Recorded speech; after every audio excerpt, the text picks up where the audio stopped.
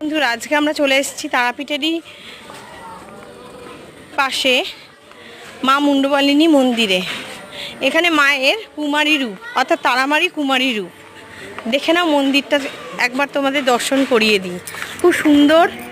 এখানে এখানে মা অতীব জাগ্রত। এখানে সবসময় মা বিরাজমান।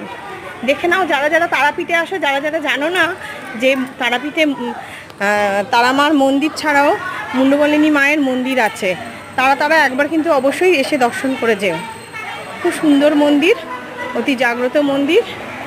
এই যে মা এখানে বিরাজমান, দেখতে পাচ্ছ মায়ের অপরূপ রূপ দেখতে পাচ্ছ। এটা আমাদের মুন্ডমালিনী মা। কাকু একটু বলুন, একটু ডিটেলসে। এটা আমার ইউটিউব চ্যানেল, বলুন। হ্যালো, হ্যাঁ, হরে কৃষ্ণ। দেওয়া হলো, এখন দুপুর 1:19 বাজে।